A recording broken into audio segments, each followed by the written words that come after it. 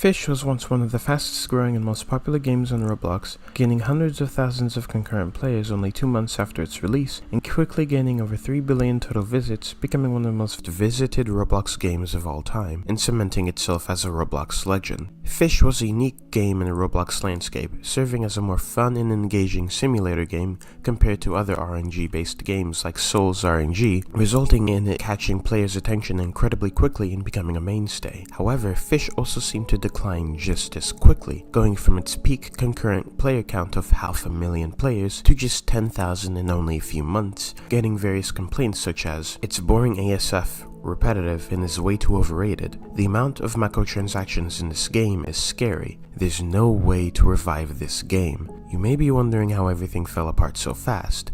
To find that out, we must go back to the beginning.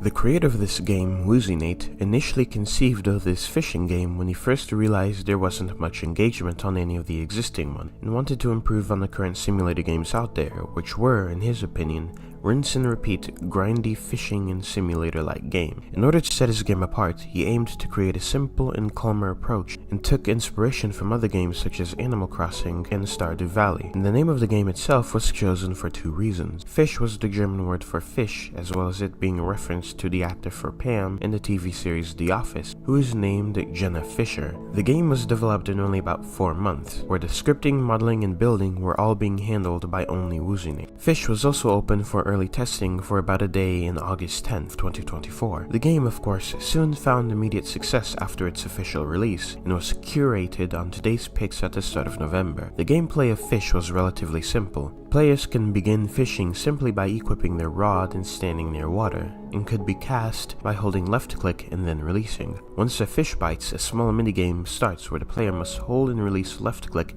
in order to stay inside the moving rectangle. Once you've done it for long enough, the fish is successfully caught. Every fish will be put inside the bestiary and can be sold to merchants, and there are some fish that have mutations and can be sold for good money, which can be used to buy better fishing rod. Looking at this simple gameplay loop, it's pretty obvious why Fisch was such a success. It solved the often boring RNG aspect by giving players a more active way to engage with the game, as well as giving players multiple reasons to keep playing the game, such as wanting to collect all the fish, getting all the best stats, and even wanting to complete against other players. Essentially, Fisch kept giving a reason to keep coming back to the game. However, there's one very special event that happened that inevitably doomed such a seemingly perfect game to its ultimate downfall. On November 2nd, 2024, Fisch was acquired by an infamous studio called Do Big Studios, who had acquired other Roblox games such as A Dusty Trip, Baddies, and Grow a Garden. This studio is especially well known for filling the games they buy with many different microtransactions in order to squeeze as much money out of it as possible, usually killing the game and the player base in the process. The supposed reason why WoozyNate sold his game was because of the unexpected massive success in player base, which he wasn't prepared for at all. In order to provide the game with more resources and developers to satisfy the growing demands of the game, Nate ended up selling it. Needless to say, this did not go well for the game. The first most glaring problem of the game is the amount of microtransactions that have been forced into the game. Constant ways to spend Robux such as buying eggs, skin, and XP boosts have quickly appeared. For example, a part of the game is something called Secret Fish, which among other things tends to be incredibly rare, but those who are able to spend Robux will be able to get the rare fish much easier than otherwise. How this happens is Fisch now often sells bundles, where you can buy significant luck boost among other items, which will allow you to obtain the fish much more easily, sell it for lots of in-game cash, and gain a large advantage over the rest of the player base. And this is done every time a new fish of that type is added. They also lock items that should give somewhat basic functions to the player behind quests that would normally be incredibly difficult and time-consuming for a normal player to obtain. For example, in order to obtain the Glimmer Suit boots, which give you a faster walk speed, you have to catch 3 exotic fish,